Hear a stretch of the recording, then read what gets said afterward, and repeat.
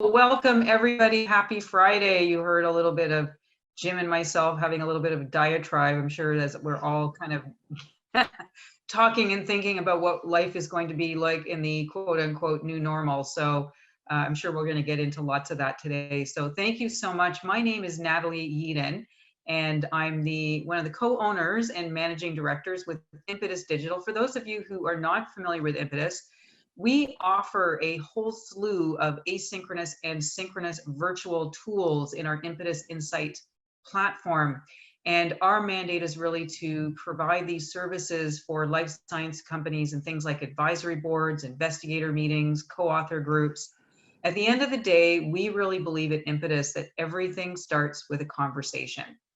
And our online collaboration platform is ideal for having these kinds of courageous conversations, not only just to start these conversations, which is what I'm hoping to delve into with Jim a little bit today, but to build on this in a continuous way, in a longitudinal way. Because as we know, problems don't arise overnight, and they're certainly not solved overnight. So we want to be able to continue to foster insights and idea generation and these authentic relationships in a process and over time. So having these big, hairy, audacious conversations is the way that we are ultimately all going to create change and positive disruption in the healthcare system.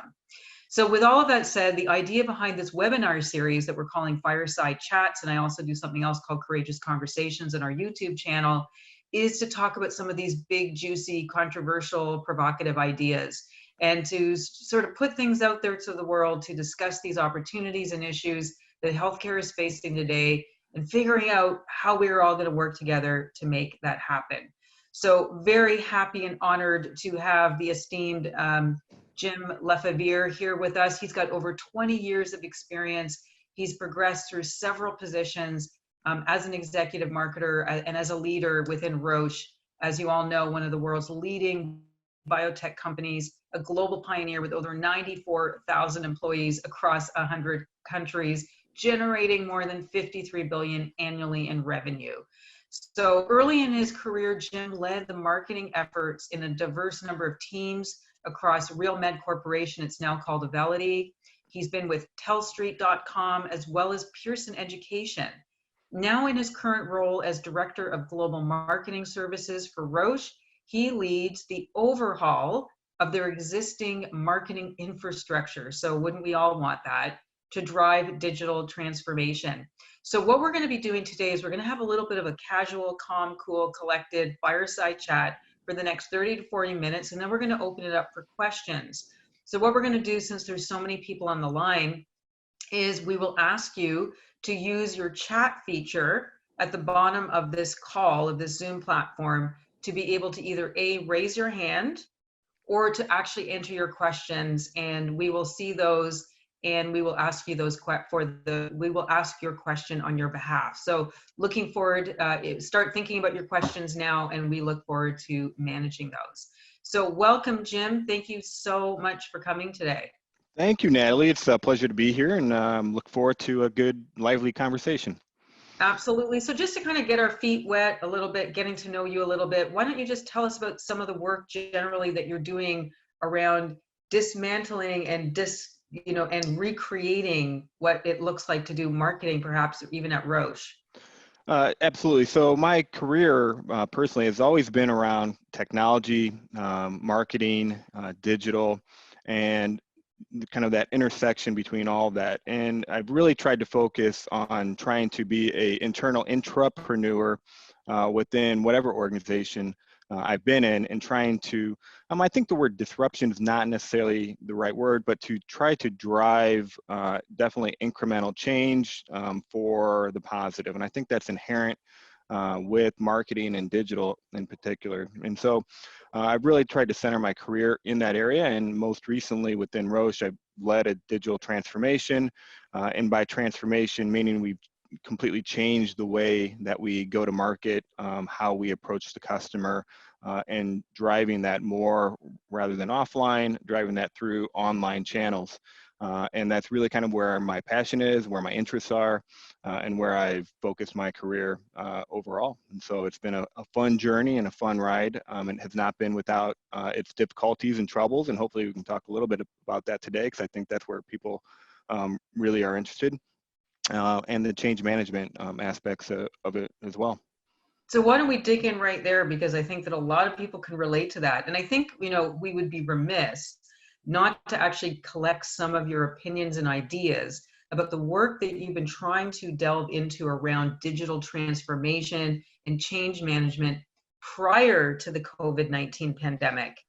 And have you noticed, I know it's only been a brief 6 to 8 weeks, but have you noticed any change in the way people are collectively embracing change in general? So can you speak to a little bit about what it was like before and what it's like maybe today? Sure, and I can speak in more macro terms. I think in general, for organizations and pharma organizations and med device and diagnostics overall, that all of them tend to be, and I think we all know this, tend to be fairly conservative. Roche certainly is, and I know, just having been in the industry for almost 20 years, that a lot of those organizations are conservative. And so change comes slowly, even from a where people work. So Roche has been fairly flexible in terms of how you work, and they implemented flexible work opportunities and kind of work where you want in the last 3 years. But I know a lot of organizations have not done that. What I'm most interested in seeing going forward is how this remote work is really, it's a living, breathing test case for how people can be more flexible, people can be trusted, people can work from home. And I think that's going to open up a whole world of opportunity in terms of positions, career development, and really how you can grow your career, because you can truly work from anywhere. Roche is a global organization, and so I think there's been some hesitancy for, once you get to a certain position level, that you need to have a certain breadth and depth of experience. And what I'm really curious to see is, over the next couple of years, how the perception of that may be changing. Now, when it comes to like a marketing perspective specifically, I think the jury's still out on that a little bit, but certainly I think digital is going to be a beneficiary from this whole change, because people are going to see that they're definitely locked into screens.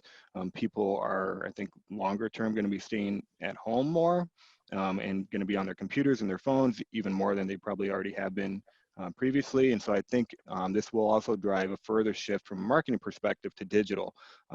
I just have to look at the 6 o'clock news, which I've been watching more frequently lately than I have in the past, and it is still just pharma ad after pharma ad after pharma ad. If you watch the Sunday news shows, it's pharma ad after pharma ad. And I suspect that the organizations that have not necessarily fully embraced going into digital, that they will fairly shortly. And that because of the slow pace of change from offline to digital in these organizations, that it's going to kickstart a lot of quote unquote transformation efforts overall. And so, that's going to be interesting to watch, I think, in the next 12, 18, 24 months. I think you bring up some really, really great tangible topics here, and I want to linger on a few just to go through them. The first one that you were talking about was really about the new way and the new work. So as many of us know, there's been a lot of companies delving into this idea of hoteling, coming in, jumping onto a desk and working there for the day. And a lot of companies have been opening their doors more to working from home. But this concept of continuous and potentially more robustly working from home as the mainstay, as opposed to coming in together in a building or within a specific piece of real estate, is going to become the norm. You mentioned the word trust. You also mentioned the idea that there may be some new skills that are required to be able to do this, and perhaps a different breed of people. Because again, there's also an understanding that people who generally are very social, people who are usually associated with sales and marketing, like to be around other people. Mm-hmm. Can you speak a little bit to what you predict is going to be the new marketer or the new sales rep, the skill sets that are going to be required, and what organizations are going to need to build into their HR armamentarium to support people working from home, living with their family in the same vicinity while they're trying to work. So any thoughts on what that may look like? A couple things come to mind immediately, and I think the first is just having a growth mindset. So if you, as an individual, if you're somebody that is stuck in your ways, or only, you function best working in a particular way, I think you have been struggling and you're going to continue to struggle. For those that have more of a growth mindset and are open to whatever comes at them on that particular day, and that they're flexible and that they can quickly adapt and adjust to the situation that's right in front of them, I think that they've probably handled this very capably, and it's been no problem. The people that I've talked to, at least within the organization and companies outside the organization, it's really those people that are highly adaptable to change and are highly flexible, I think are going to be absolutely successful going forward through this change. In terms of skill sets, I think it provides an opportunity for people to spend their time in different ways, because to put it delicately, how many meetings were you previously in where you did not necessarily have to be there, but you had to be there in order to show your face, right? Those situations may be lessening, and that may provide you more opportunity to focus and work on things that are directly providing value in your role or to the organization. So I think that's one thing. And then secondly, carving out time and space to develop yourself and develop your career and your interest. Because you may not be having the regular face-to-face interactions and networking inside of an organization, that plays a key role in terms of how you may move into another role. That is going to be now more limited to Zoom and Google Meets, and it's a different paradigm. So you need to make sure that you're demonstrating your skills and your experience and your expertise in different ways. And over time, I think a lot of that is making sure that everybody takes direct ownership over their development, and that they're taking the time to carve out time for that development so that they can continue to grow in their role and in their development overall. Yeah, I love your thoughts there. And this is something that we've really been seeing. So you can imagine with Impetus, because we have these collaboration platforms, we've been seeing the rollout and the conversion of a lot of in-person meetings, POA rollouts, internal brand planning sessions, strategic sessions, getting folded into virtual, and getting people to see and seeing their flexibility and how they've transformed these stagnant, block booked agendas into something that's a course over time, both asynchronous and synchronous. And that requires an ability to have a flexibility, like you said, a growth mindset. In addition, I think, the marketing efforts where people are trained, they've had these big international conferences that they were going to go to. They're now virtual or not going to even happen. And what are they going to do with those advisory boards or those, and similarly with their clinical trials. So we're seeing a lot of that adaptability. But similarly, we're still seeing some pushback from people who are angry at the situation, and they're really having a very difficult time doing that conversion. So I think some interesting things. I also like to speak a little bit about, hearing recently about pro sports coming back on. And, but now the idea here about things it's potentially going to be free. It's going to be streamed on the YouTube channels, or, on various other social media outlets. And so the question comes down to what's the new business model? How's pharma potentially going to change their advertising or their campaigns towards a variety of different customers with these new forums that are going to become available, and quite frankly, that are getting demonetized and democratized? Do you have any thoughts about this new reality for pharma? And well, based on my experience, I can say that there's always been two camps within an organization: those that prefer offline or more traditional channels, and those that have been pushing more towards digital channels. And you can have data that can support both. So then, it's always been a little bit more of a hybrid. Hey, let's do a little bit of both and let's transition to digital. I think that overall digital, because you can measure it more effectively and people are spending more time there. I mean, it's cliche to say, but fish where the fish are. And if you know that your audience is spending time in these channels and significant amounts of time, you almost are forced to put your dollars where people are spending the majority of their time. And that's not to say I think TV will always be there, but I do think that this is going to open up some eyes more towards digital, because it's just irrefutable that people are spending more and more time in these channels. And when you think about kind of the conferences and how everybody's going to be doing things more remotely, I think it's going to be very interesting to look at how some of these non-monetized channels may become monetized. Like, it would not shock me that 6, 8 a year from now, we're looking at a Zoom channel with a banner advertisement on it in some way. I mean, how else are they going to support their business? And so if they know that their people are on it with frequency, that's inevitable, and it'll be interesting to watch how that happens.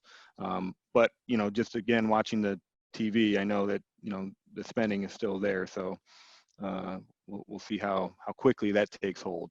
I was reading some interesting stats recently, because one of the things that we're hearing from a lot of our clients is that they're very concerned about frontline workers, which we all should be. The level of busyness of people being out on the front line, working with patients and being inundated. I think that there has actually been a bit of a perception that most physicians, if not all, are very, very busy with patients. And what's interesting is the data is supported recently that about 60% are actually not up to capacity.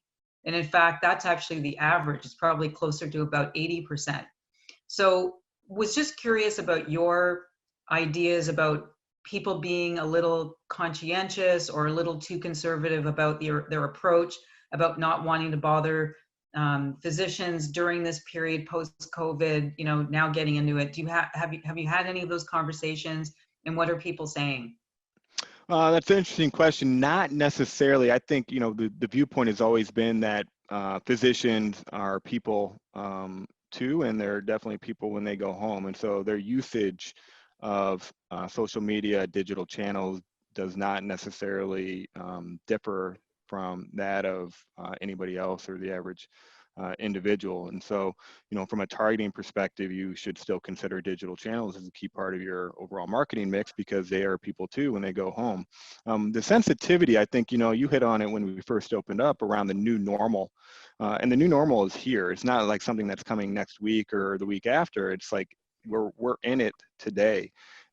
And that is the new normal. And so if we think about how 6 months from now or 12 months from now, we are not going to move into a new normal. We're living it today. And you need to think about that from a marketing planning perspective. You need to think about that from a business perspective, because behavior change can happen very quickly. And I think people have actually adapted, generally speaking, very quickly to what is the new normal. Even if major sporting events get going in the fall, the NFL is talking about starting Labor Day weekend. I will not be running out to sit next to 60,000 people to watch an NFL game personally, and I don't know that type of behavior is going to come back for a while. And so I think we need to think about how people have adapted very quickly today. Yeah, I love it. You have done a lot of writing for different magazines. Was taking a look at an article that you wrote actually about 10 years ago, so we're really early for your time.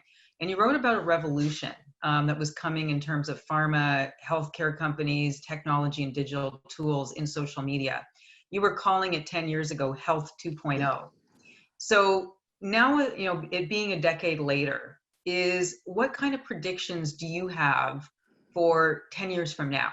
So in 2030, how do you think people are going to be incorporating digital technologies and tools now, especially with this catalyst of the pandemic that we've just gone through?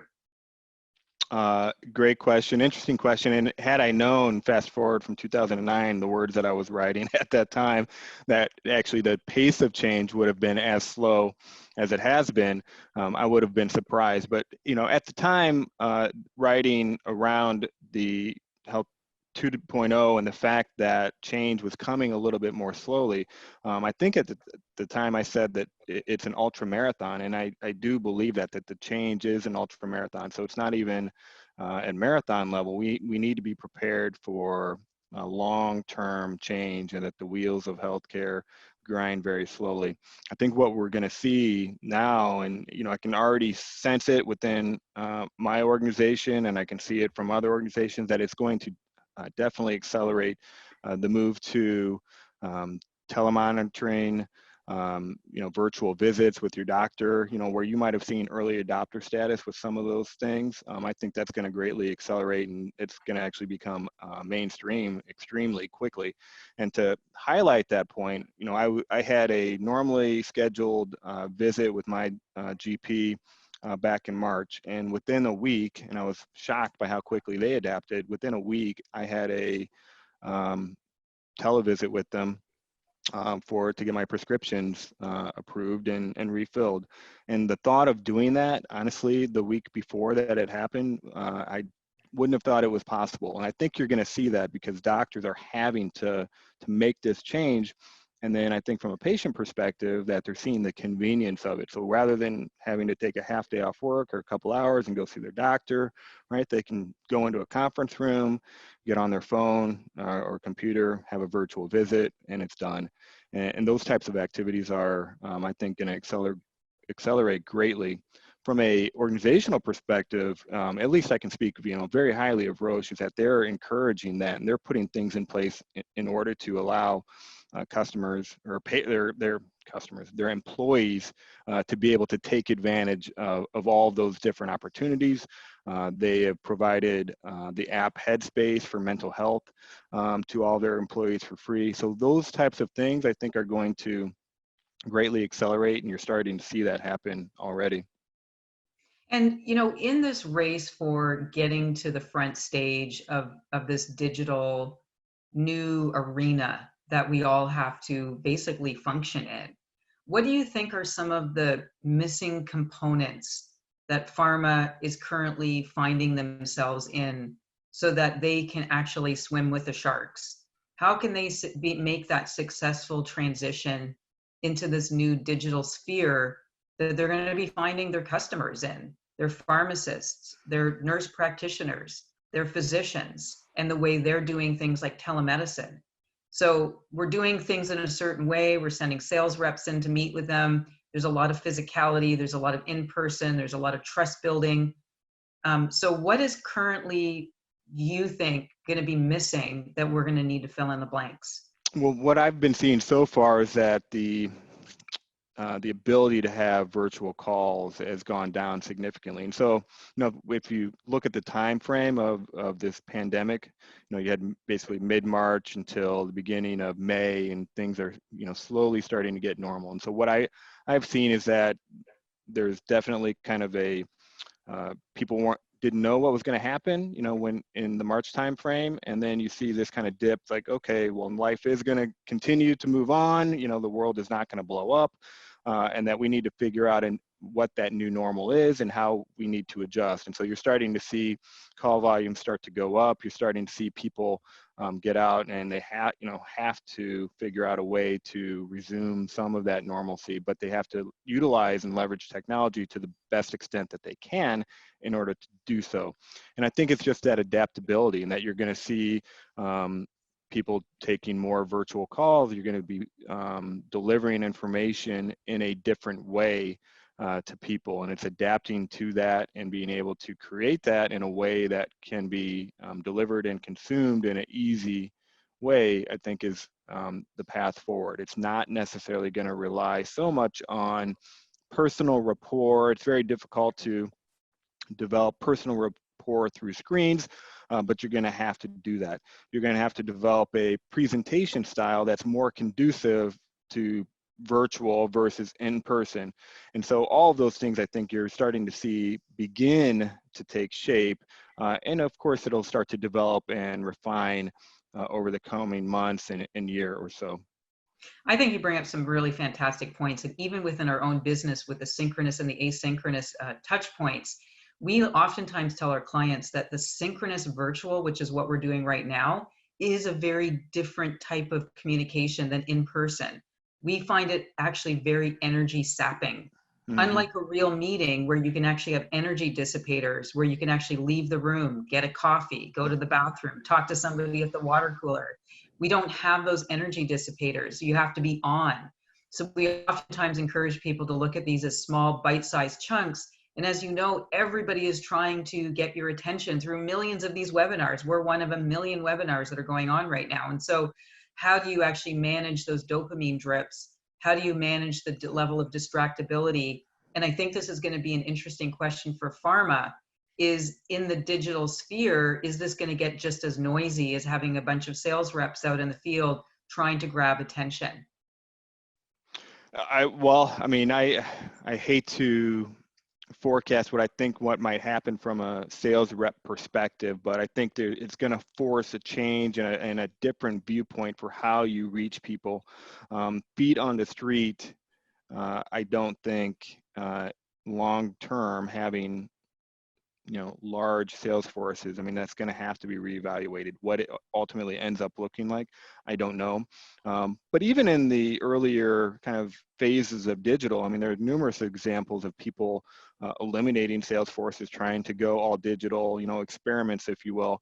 And I think that we're going to find a happy medium, but I do see that, from a sales perspective, that there's without a doubt going to be a different approach to how people sell, and to the number of people that you have, literally knocking on doors and calling on physicians. It just has to change. I think that the key thing to monitor is how quickly do people change, and looking at kind of the leadership and how quickly they want to drive that change over to more of a digital format, or to reevaluate kind of how they have been doing business. But I think that is something definitely to keep an eye on. So what's really interesting that you bring up here is, we've talked earlier today about skill sets. We talked about HR armamentariums, the new agility, what it means to be a functioning member of this new pharma community post-COVID. And I think what's a really important part to this is also around the adaptability of our approach. So one of the things that's really interesting here is that there's data everywhere. So regardless of where the data is lingering, so if it's in a sales rep's computer, or if it's in a stream somewhere that's siloed in a specific institution, or it's in a data lake, at the end of the day, there's data sets. And I think one of the things that's very intriguing is is how pharma is approaching these data streams and lakes. And when we talked before about skills and what are people doing, do you see the new pharma world moving away from more of the selling and telling to the much more data analytics, evaluation, understanding what all of this mean, and creating meaning to these data? So tell us a little bit about what you think around the concept of data scientists. Yeah, so that's a great question. I have actually a lot of thoughts, and I in more recent times put a lot of thought into how I think that this will continue to evolve. The data aspect. So if you look at the strategy for a lot of organizations, and you hear these buzzwords around beyond the pill and ecosystems and all that. I mean, at the end of the day, that is all a race towards providing solutions, expanding beyond just your bread and butter, whether that's say medication or a single device, what have you, to data. And I believe that everybody's racing to own data. And so data is going to be the new gold in the future. And it's how much of that kind of data that you can carve out for your own, I think is going to be where everybody is going. You're not going to be able to own the entire pie, but how much of that can you carve out for yourself? And you see a lot of the moves that are happening are all around who has this ownership of the data, and ultimately who's going to own that customer. Now, I do think that companies will own a piece of that customer, but if you fast forward and forecast, I think there are going to be some companies that own a greater piece of that customer because they own a greater part of that data, and data will become what is sold to companies, so that you can kind of enhance how you see that individual. You can just look at Facebook, Google. I mean, that's they've led that kind of process, that business model, and you can see that definitely impacting the strategic thinking within pharma, diagnostics, med device, the healthcare industry as a whole. I think it's a brilliant topic and one that probably could require an entire other conversation around data ownership. I read a book recently called Surveillance Capitalism, talking a lot about everybody just giving away their data for free. Lots of people have different opinions about what data ownership means versus data sharing, and what does privacy mean in the new world. And personally, I don't think that we can ever reach some of these levels of exponential technologies and advancement without having that very courageous conversation and a consensus, and building an understanding with the average digital citizen about what it means to own versus share. And so I think that that's a worthwhile conversation to delving in a little bit more, is about what do you think privacy means? And is there such a thing as privacy? Are we going to be living in a world of surveillance moving forward? And do you personally own your health data? Well, I think if you ask 10 different people, you'll get 10 different answers in terms of what they believe privacy means. And I work in a global function and with global colleagues. And if you ask somebody in Germany how they view privacy versus Switzerland versus US, you're going to get a different perspective. I think in the US, we're definitely more conditioned to revealing more data than others are comfortable with. But I think it's a train that continues to move, and it will only weaken and weaken over time. So if you ask me personally, I probably view financial data as probably the most private from a healthcare perspective. I don't, if my healthcare information was released into the world, it would not personally bother me that much, but I do know that it would impact others. Interesting little side note is that I remember distinctly when I first started working at Roche, there was a lot of discussion around mail order and direct shipping product, blood glucose meters to people's homes, and that there was concern through research that people did not want necessarily have products shipped to their home. And this is 20 years ago, mind you, because they didn't want to have their neighbors find out that they had diabetes. And the thought of that today is almost comical to me, because the idea that you would go to those lengths for privacy just seems to have kind of washed away. And I think it's kind of an erosion to me. So privacy, and that it's quickly eroding, but there will be some things that remain absolutely private. I think financial data, other aspects of your healthcare, your medical records, I think should be without a doubt kept private. But in terms of other information, I mean, it seems like it's already out there in the wild for anybody to find out. You can go to Google and really find out where somebody lives, if they've been divorced, their income range. I mean, it's almost frightening the amount of information that is already out there. When you get to the surveillance, I think we already live in many respects, and depending on how much you pay attention or not, you're probably captured on some kind of video 40–50% of your day, wherever you may be going. If you're in a larger city and driving, whether that's traffic cameras or if you're in a larger downtown setting, it's already happening. Yeah, it's so true. Like I said, that's a whole other conversation. And we just start talking about facial recognition software, and on it goes. There's sometimes, unfortunately, when you take 2 steps forward, sometimes there's a perception of a step backwards. And sometimes that's really just the universal progress. But really kind of taking it a step forward around data being the new oil or the new gold.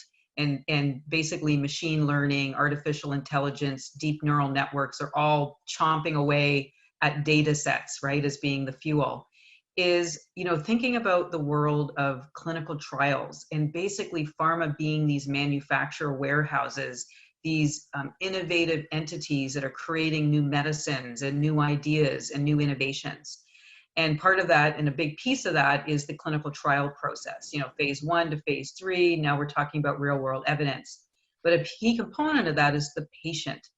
Now, part of this is that patients are almost in some ways donating their data. right? They're donating their data for, large sums of profits.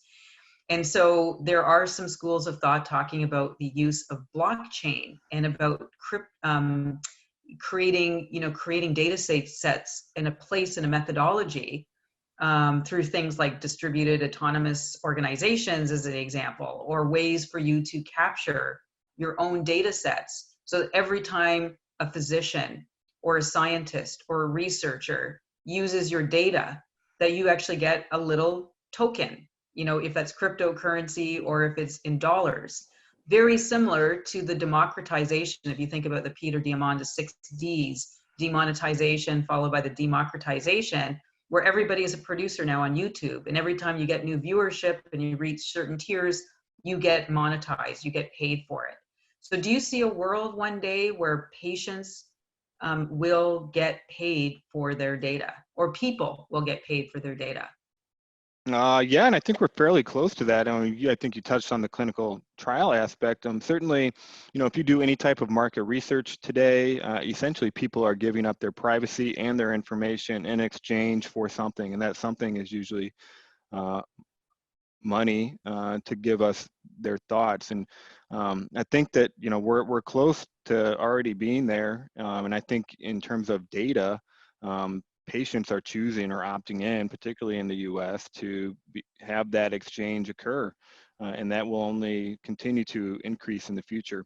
When I think about EMRs and the housing of that information, it's really, I think it breaks down generationally, and that your older generations, where they were more steeped in that kind of deep privacy, as they kind of age out and you have younger generations come in, I think the idea of all this being private and not exchanging this information is going to go away, especially if that you can find new cures, and by the exchange of this data, you can look at the COVID-19, right?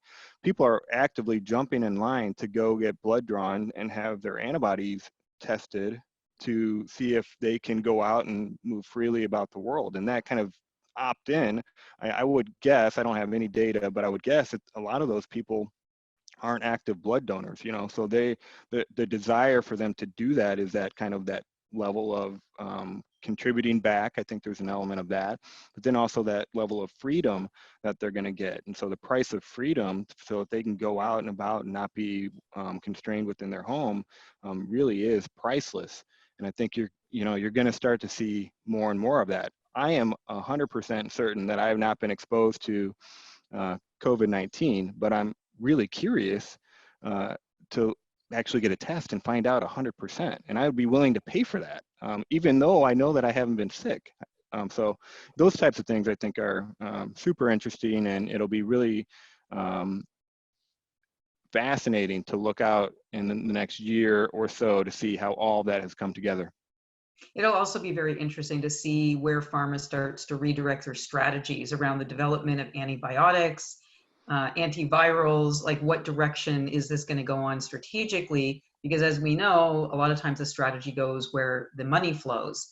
And so there's a lot of scrutiny, a lot of focus, a lot of emphasis by governments globally on this whole area. Also in terms of development, things like biosecurity and biosecurity materials and things like that. So as we start to sort of project more further down the line about what this could look like around clinical trials and the advent of new technologies and accelerated platforms, do you see pharma reinventing their business model? Currently, it's on developing chemicals and innovative biologics, and sometimes even in gene therapy. But is there something else? We're seeing a lot of technically consumer electronic service companies like the Googles and the Amazons coming in with what you're calling digital therapeutics. This is a brand new area with the FDA and other global organizations, approval organizations.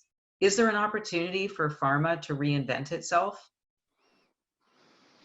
When I hear that question, I always think that people are always looking for a revolution, and I always think it's more of a evolution. And I, without a doubt, think that pharma, everybody is kind of evolving towards that. I went to CES in Las Vegas earlier this year in January, And the number of health companies and focused on this is staggering. So everybody has a presence there, and everybody's evolving their strategy to some degree, more towards digital, more digital therapeutics, algorithms, biomarkers, all of that. And what I see is more they're interested in building an ecosystem of products and services. And so with ecosystem, you are looking at partnerships, and you are also looking at how you can combine something that you may have with something else. And so I always call it kind of 1 + 1 equaling 3. Can you take an asset that you have? Can you combine it with something else? And can you create something net new out of that? And to me, that's evolution. It's not a revolution. But I see everybody kind of moving in that direction, regardless of the therapy, regardless of the company. Everybody is kind of looking into that area.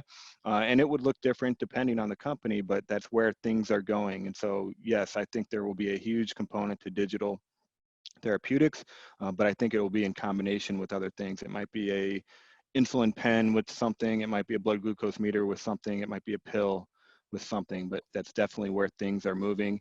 And that's how you're going to create, I think, incremental revenue, when you can take something that's already created and combine it with something else to create something net new. Yeah, and I love that. I do a lot of discussions around systems thinking, systems innovations, where you're basically taking these incremental 1%ers, but at the end of the day, they're there to actually bolster and disrupt a bigger system. So it's taking a look at healthcare in generality and figuring out how all these small bite-sized pieces, basically Elon Musk talks about this from first principles, where it's almost like a reductionist theory. You break everything down to its most rudimentary building blocks, and then you refine new connections and patterns to build something new. Mm-hmm. And so I think that we're in this really great precipice right now, especially post-COVID, to be able to start looking for new patterns and new opportunities for connections. So on that note, education for patients and even physicians in general, the way that we're as pharma educating these healthcare stakeholders, how do you see things like VR and AR playing out in the new normal? Yeah, I've seen, so you have, your e-detailing, things of that nature. But I mean, I think the next evolution of that is going to be VR, AR. Clearly, based on what I've seen, I think the technology needs to catch up a little bit to the desire, because it's still a little bit rudimentary. But certainly that's the way to go, where you're going to have, and it's not been widely adopted yet, but, goggles and the whole experience. That's how you're going to train. I think that's how you're going to demonstrate new products. All of that is happening. It's still earlier stage in my view. The technology again needs to kind of catch up so you have a great experience, but clearly that's where things are going. And I think once it's one of those things where, like, until you've experienced it, you don't understand what you've been missing. And so the adoption curve is still pretty early yet, but I think once that starts to happen and the technology catches up, I think you're going to see it everywhere. And not only to a physician, but at the home experience. And so if you combine a couple of thoughts like we're talking about here, think about not going to experience a large sporting event in person, but through AR and VR, you can sit in your home and it's almost like you are there, and would people pay for that experience? I think absolutely yes. And you have to believe that the large technology companies, in a certain respect, are almost wringing their hands in joy around COVID, because they know that this is going to accelerate the adoption of some technology that has lagged. And I think VR and AR are prime examples of that. Absolutely. So many exciting things on the horizon, and it's mind-boggling. And thinking about the possibility, for example, before a patient goes in for surgery or for chemo, they go through a virtual experience. So they can actually go through it, their heart racing, their, what it feels like in their vein, and so there's so many different things to actually make the experience so much more seamless eventually over time. And that can actually all be done in the comfort of your home. So I think it'd be interesting to see where that technology goes. And certainly we can talk about even further down the road, things like 3D bioprinting and clinical trials in silica. even imagining the day where patients will be able to wear sensors. You probably have heard of like the tricorder, where, you know, eventually everything can be managed and manipulated through, you know, either through the surface of the skin or some other mechanism embedded into a part of your body. Mm-hmm. And so you'll have these perpetual sensors. Patients will be able to get together of similar stature. They can actually assess other people who have similar, you know, biometrics, and they can cloister together and maybe do crowdsourcing to set up their own clinical study. So who knows what insurance is going to look like, where you have people again of similar biometrics who can get together and say, we're at a certain, you know, health level, and, you know, this is where we want to be insured. So are these kinds of things, do you think, are scary to people? Do you think it's too much for people to bite off thinking about this possibility? And how quickly do you think we can reach that level of reality? So that's a wonderful question. I think it's difficult to conceptualize exactly what that looks like, but what we haven't seen with healthcare is how, you know, if you always kind of follow the money, if you will, you know, how healthcare from a financial perspective, how things are changing. I think you look at Amazon and what they're doing in kind of building out their healthcare system. And you look at self-insured employers and kind of that model, you know, 5 years from now, what is healthcare going to be look like, and how is it going to be delivered in a much different way today, and where you have large hospital systems. And I think it's going to change pretty exponentially over the next 3 to 5 years. And honestly, it's very difficult to even conceptualize what that could look like and how technology will play a role in it. But what I am convinced of is that it is going to change, and that you can see the little kernels of how things are happening today into what it could potentially be in that 3 to 5 years. And I keep an eye on really kind of the larger tech companies, because, you know, what they reveal to the public is literally, you know, 1% of what's probably actually going on. And what Amazon is doing from a healthcare delivery perspective, I think is very interesting, and something that I'm continuing to monitor, because I think that is going to impact and have an impact on healthcare in general, particularly how it's delivered in the US. Yeah, I agree completely. Some very fascinating things that I'm really particularly interested in as, as well. Everything from drone delivery of medications to, you know, you name it. It's going to be a very, and again, this is the things that, you know, when we were young kids and we were thinking about space age times that was in some distant future, you can literally see, you can see that horizon. You can see it actually happening. It's kind of almost breathtaking.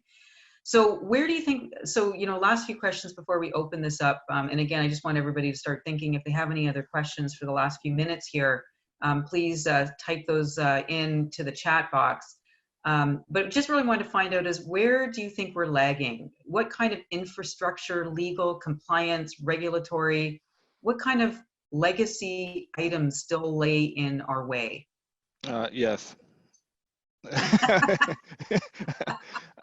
um, Okay, we're going to walk away. That's all we need to say. From what I see, yes, and I think it's you know, just going back to what we first talked about, the more conservative nature of organizations, and all of those aspects. I think, and despite my best efforts, I think that there's just it's inherent in large organizations that these things tend to slow down.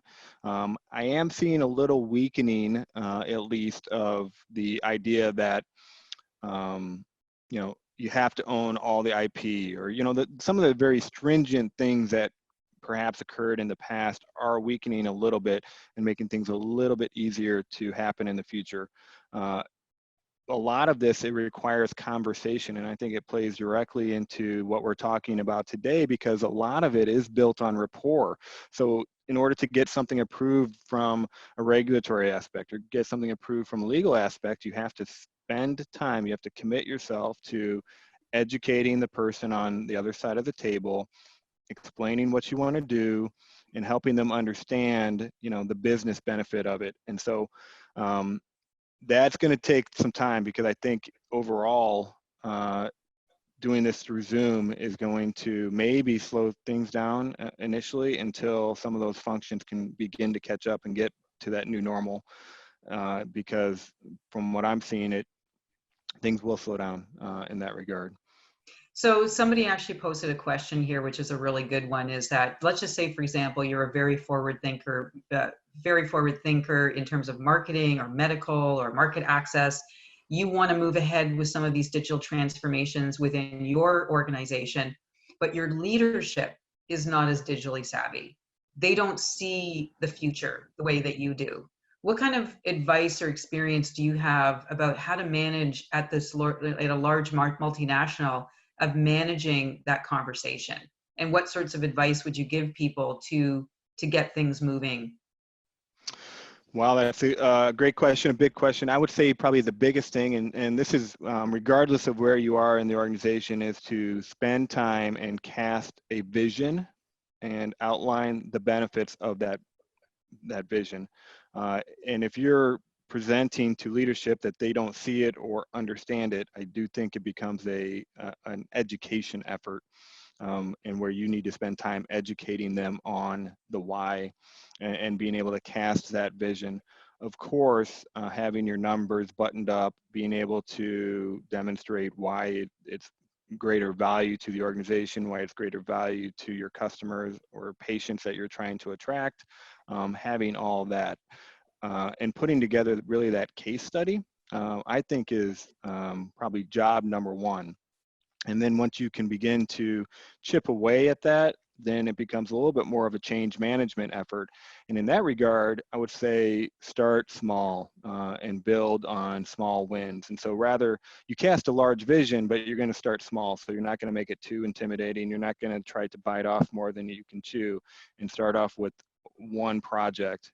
When I've done digital transformation in my past, you cast a big vision, but you really span it over a multi-year period. So people don't get the impression that you're trying to just, change everything at once, but you're spacing it, you're timing it, you're getting budget for it over a multi-year period, so that when you look back at the end of 3 years, you can say, hey, look at all that we've done. But when you're in the moment, it never feels like you're taking it all on at once. And so pick the most important thing, or pick the one where you think you can have the quickest win, and go for that. But cast the big vision is what I would say. And I actually would totally agree with you, but also casting that out into the bigger echelon or the ecosystem, which is healthcare regulators. So outside of your organization, it's the same concepts flow from there. It's an incremental, systematic approach. It's going to require time. But having said that, post-COVID, we might be in a place where there can be some acceleration in some places. So I think, as Jim and I are mentioning here, everything starts with a courageous conversation. Starting the conversation here, bringing it out to your own team, starting with your cross-functional group, taking it to leadership, take it into a bigger echelon with your advisory boards or your investigators, and with some of the other payers, we will get this engine moving. The momentum will start happening, and we will start to see change. So again, Impetus's platform, the Impetus Insight platform, is a great place to be able to start having those conversations. We'd welcome anybody who's intrigued by any asynchronous or synchronous tools to see about leveraging it. So thank you very much today, Jim, for a fantastic conversation, some brilliant thoughts. Keep on writing, sending those signals out to the universe, because we could all use it. Really appreciate it. And I'd love to actually check in with you, who knows, in another 10 years, coming back and looking at this video and seeing if anything that we've predicted has come true. Absolutely, it's a pleasure. Thank you very much today, Natalie, and I look forward to speaking again in the future. Absolutely. Enjoy, everybody, and thank you for your time. Enjoy the rest of your day. Thank you.